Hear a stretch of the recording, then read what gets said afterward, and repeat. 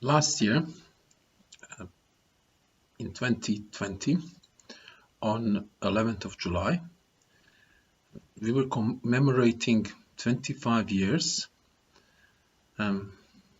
of genocide in Srebrenica, where in that summer, 1995, Serbian forces slaughtered in genocidal action over 8,000 men and boys. They were Muslims, all of them, except one. He was Catholic, and he was living with his friends in Srebrenica and fighting against Serbian fascism. The small community of Bosnian Muslims, regardless of how secular as a community we were, regardless of how integrated in European way of living, found itself at the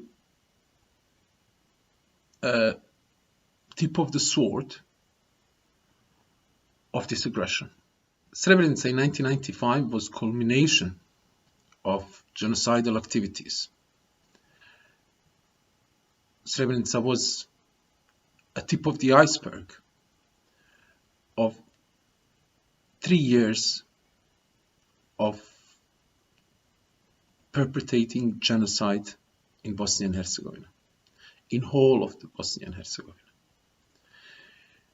International community, through focusing only on Srebrenica, is trying to present this as an incident in a civil war. And this is a part of denial of genocide. And denial of genocide is continuation of genocide.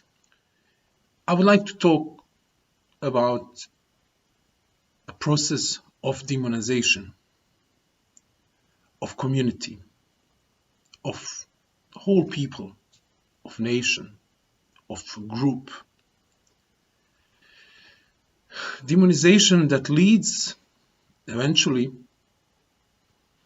to justification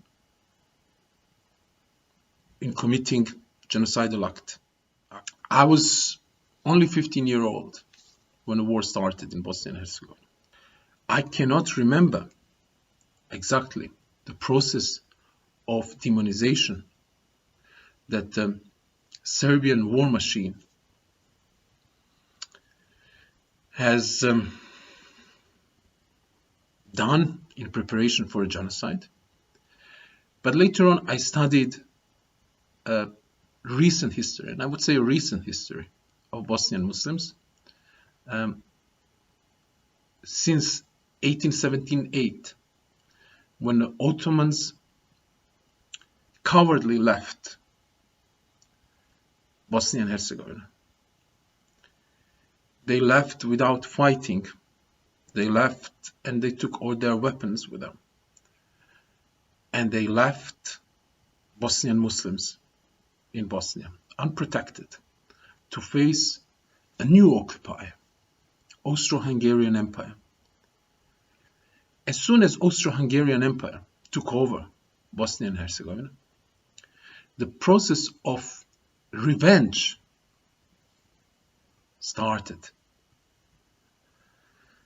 It was mainly led by the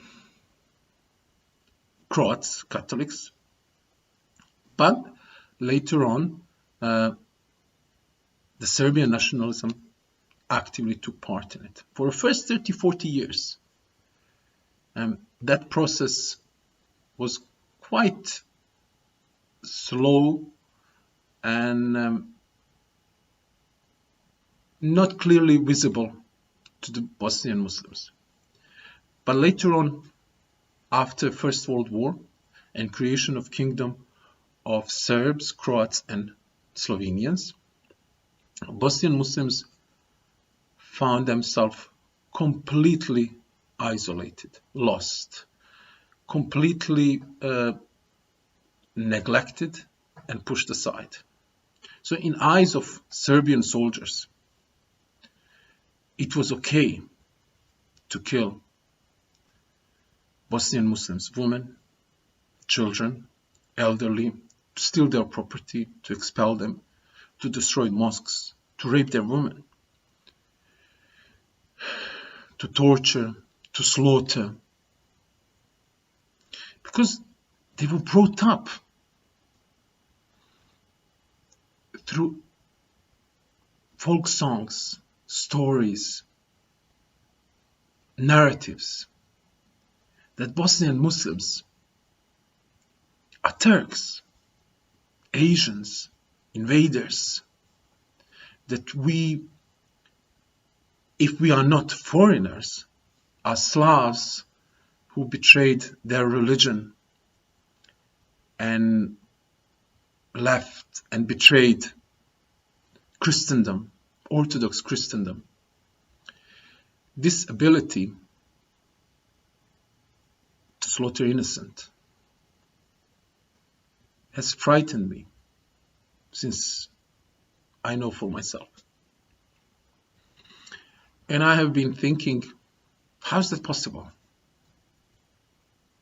How can human being be turned into machine, senseless machine? How can human being lose all emotions towards another human being? And now, in Bosnia,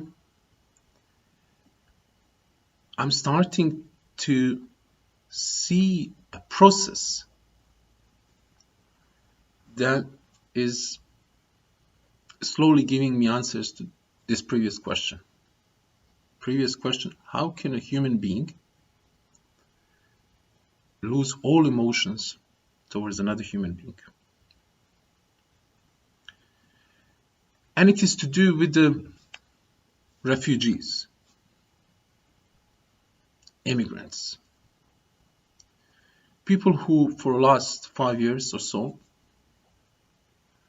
are in mass, and look at this war, in mass, moving into Europe from various parts of the world.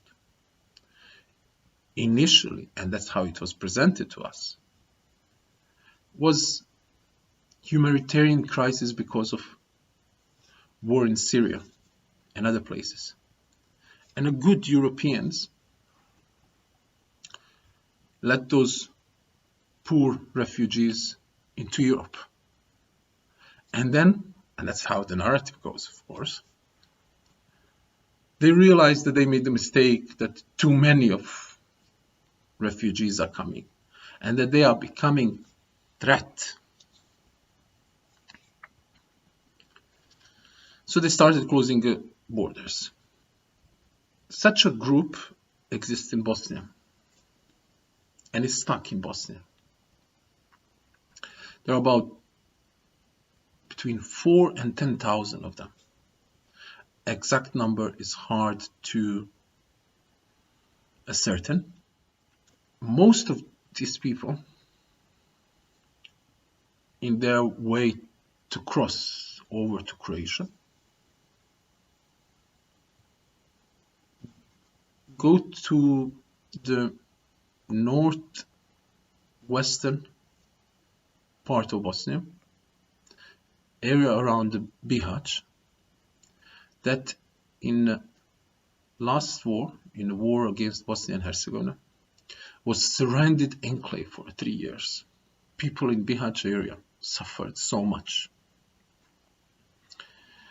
And now those people who suffered so much in war 25 years ago are facing up thousands of migrants stuck in that small area without ability to move forward.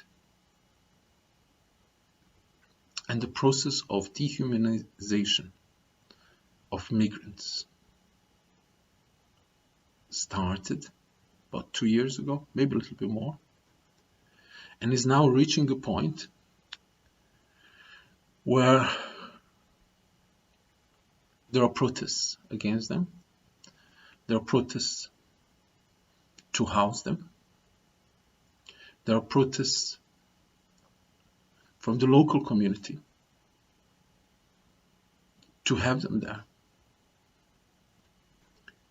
An ordinary, good people are being turned into those who hate migrants, who hate people in need. We had an extraordinary situation just a few days back when thousands of migrants were stuck on an open field in snow, in rain, without any shelter, because they had no place where to sleep, where to go. And this in a society that was so brutally attacked by such a inhumane forces. We are being desensitized slowly. Medians are very quick to emphasize when a migrant steals something or when they fight between themselves. Or we had a case when one migrant or a person in movement stabbed another guy, a Bosnian, and it was a huge outcry. So the individual acts, these people are being presented as the collective behavior of all of them. That collective blame is a tool that is being used to make them aliens. Recently, in one of the discussions I had on Facebook, one guy who appeared to be religious, God-fearing, wrote that they are to blame for their own situation. We welcome them, and they did not appreciate it. Now they have to pay a price. Such a narrative that it's their own fault. They had a chance. Why didn't they do it what they had to do? Can be heard from a Holocaust, from a genocide in Myanmar,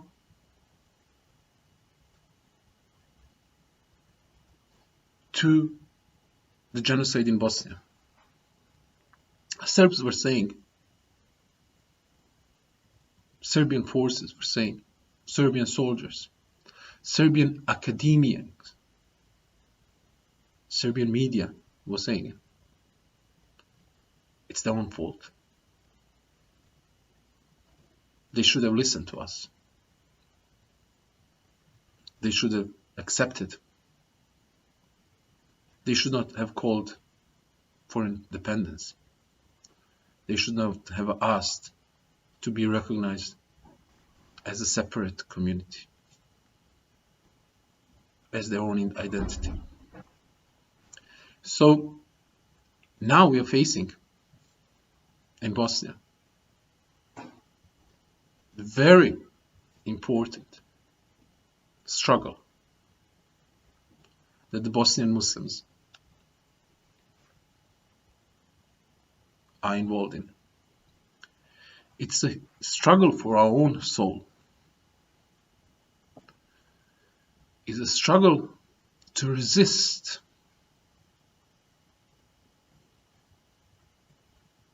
becoming like those who are slaughtering us as the cockroaches.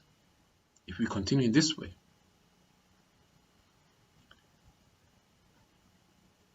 in a year, half, 2 years, God knows, are we going to be able to massacre them?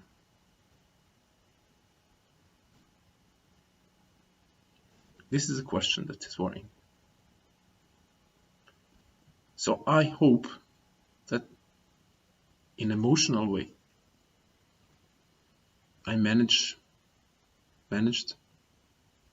to express my understanding of path to genocide. Thank you.